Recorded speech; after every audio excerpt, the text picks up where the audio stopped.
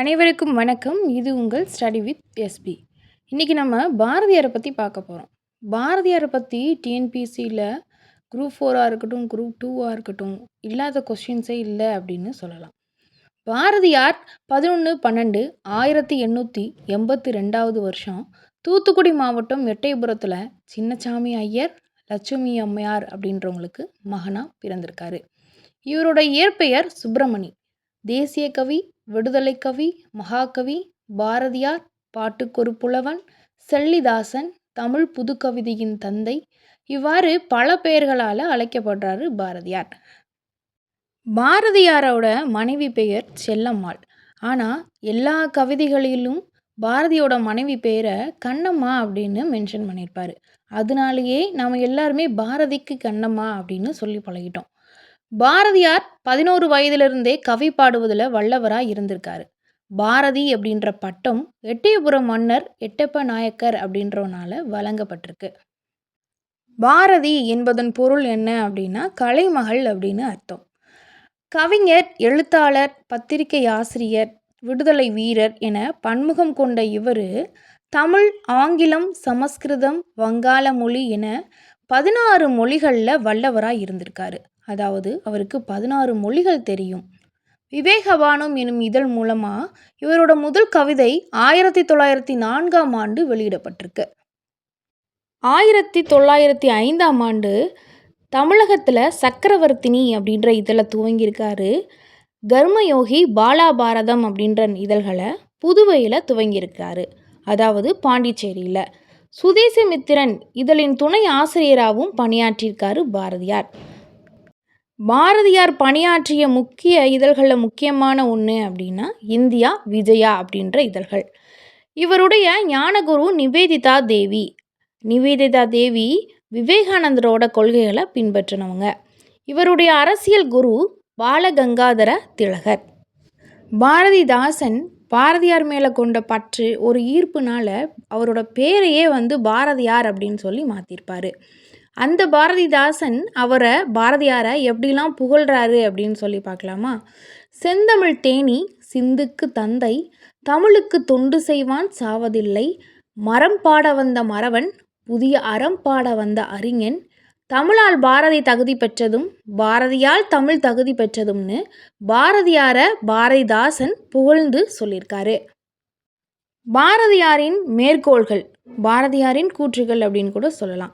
அதாவது எக்ஸாம்ஸில், டிஎன்பிஎஸ்சி எக்ஸாம்ஸில் இந்த மாதிரி ஒரு வரிகள் கொடுத்துட்டு அந்த வரிகள் யாருடையது, அதாவது யார் கூறியது அப்படின்னு சொல்லி கேட்பாங்க.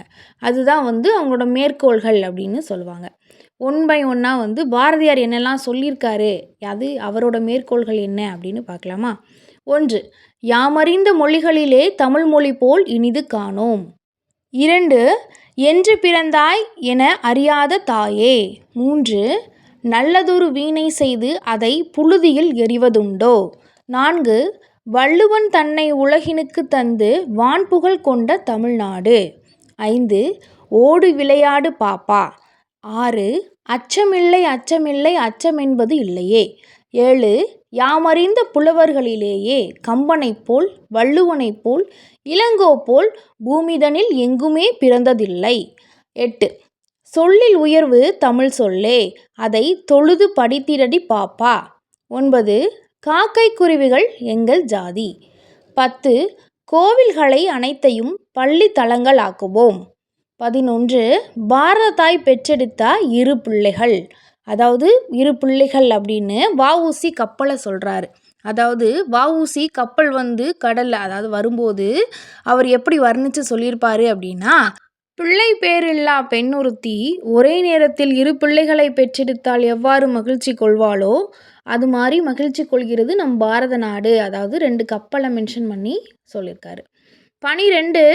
ஆயுதம் செய்வோம், நல்ல காகிதம் செய்வோம், ஆலைகள் வைப்போம், பள்ளி சாலைகள் வைப்போம். 13. சாதி இரண்டொழிய வேறில்லை. 14. ஆடுவோமே பள்ளு பாடுவோமே. 15. வெள்ளி பனிமலையின் மீது உலாவுவோம். 16. தர்மத்தின் வாழ்வுதனை சூது கவ்வும். 17.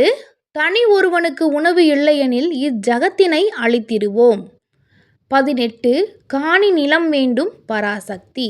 19 வாழ்க நிரந்தரம் வாழ்க தமிழ்மொழி வாழிய வாழியவே.